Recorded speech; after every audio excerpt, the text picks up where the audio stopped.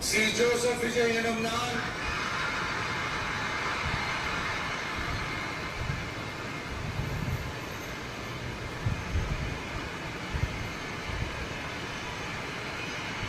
சட்டப்படி அமைக்கப்பெற்ற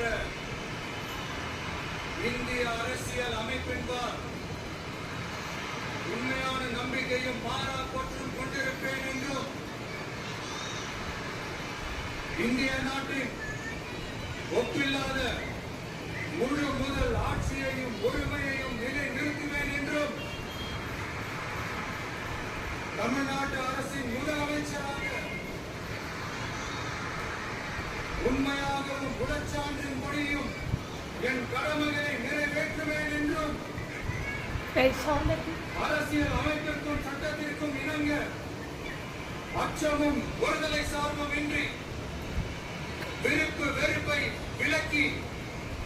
பலதரப்பட்ட மக்கள்